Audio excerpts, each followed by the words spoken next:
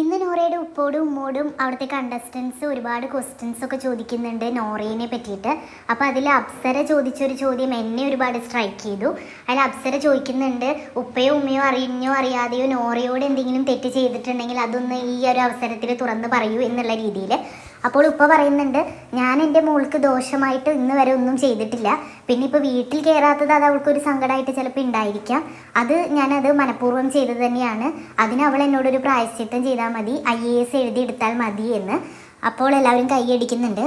മോളെ പറ്റിയിട്ട് ഒരുപാട് സ്വപ്നങ്ങളൊക്കെ നെയ്ത് കൂട്ടി അതിൽ പലതും നടക്കാതെ പോയതിലുള്ള ചെറിയൊരു വിഷമം ഉപ്പയ്ക്കും ഉമ്മയ്ക്കും ഉണ്ട്. അതവരുടെ സംസാരത്തിലൊക്കെ ഒരുപാട് പ്രകടമായിരുന്നു. അതിലുപ്പ പറയുന്നൊരു കാര്യമുണ്ട്, ഉപ്പയ്ക്ക് അധികം പഠിക്കാനൊന്നും സാധിച്ചിട്ടില്ല എങ്കിൽ പോലും എൻ്റെ മോള് നന്നായി പഠിക്കണം, IAS എഴുതണം എന്നുള്ളത് എൻ്റെ ഏറ്റവും വലിയ സ്വപ്നങ്ങളിൽ ഒന്നായിരുന്നു.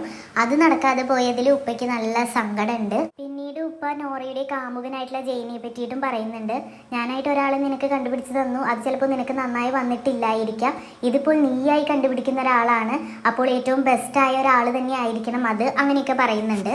എന്തായാലും എനിക്ക് മനസ്സിലായത് നോറയുടെ ഭാഗത്തു നിന്നുള്ള പല തെറ്റുകളെയും ഉപ്പയും ഉമ്മയൊക്കെ മറന്നിട്ടുണ്ട്. നോറോടുള്ള അതിയായിട്ടുള്ള സ്നേഹമാണ് അവരുടെ വാക്കുകളിൽ ഉടനീളം മുറ്റി നിന്നിട്ടുണ്ടായിരുന്നത്. നല്ലൊരു ഉപ്പയും നല്ലൊരു ഉമ്മയും, അങ്ങനെയാണ് എനിക്ക് ഫീൽ ചെയ്തത്.